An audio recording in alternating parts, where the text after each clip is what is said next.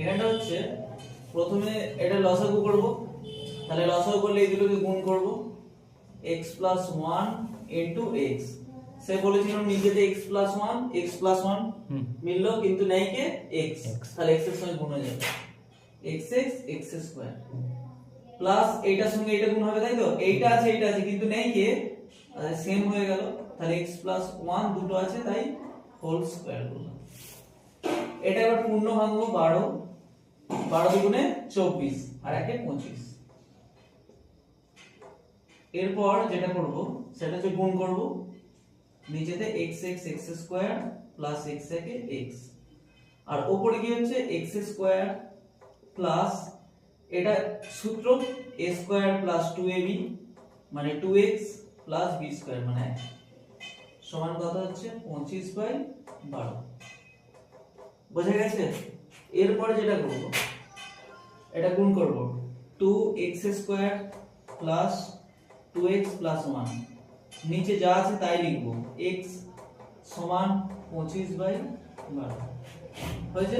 এরপর কি করব, আমি কোণাকুণি গুণ করব, এইটার সঙ্গে এইটা, এইটার সঙ্গে এইটা, তাহলে আগে 25টা বড় আছে তাই এটা করছি, 25x স্কয়ার প্লাস 25x সমান এটার সঙ্গে এটা গুণ করব, 12 দুয়ে 24x স্কয়ার প্লাস 12 দুগুণে 24x প্লাস 12 একে 12। এরপর কি করব, সেই বাঁ দিকে সবাইকে নিয়ে চলে আসবো, এখানে 25x স্কয়ার আছে, এইটাকে নিয়ে চলে আসবো, তাহলে 25x square minus 24x square plus 25x, ওইটা এদিকে চলে আসবে 24x, আর ওখানে 12 আছে, এদিকে গেলে মাইনাস 12 সমান 0।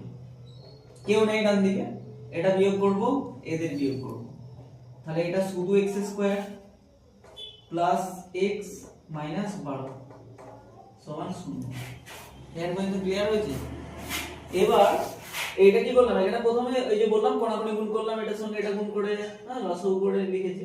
তারপরে এখানে যেটা হবে সেই উৎপাদক বিশ্লেষণ মানে মধ্যসহগ বিশ্লেষণ। মধ্যসহগ বিশ্লেষণের নিয়মটা কি ছিল? এর নিয়মটা ছিল যেটা, সেটা হচ্ছে যে এইটাকে ভাঙতে হবে 12টাকে। 12টাকে কত কত ভাঙতে পারি? 3 4 12। দেখ বিয়োগ করে যেন কত আছে, সামনে কেউ নেই মানে 1 আছে, তাহলে 4 3 4 12, তাহলে 3 * 4। এই যদি 4 থেকে 3 বিয়োগ করি কত হবে? 1 হবে। তাহলে লিখছি x স্কয়ার প্লাস, তাহলে 4 বিয়োগ 3 x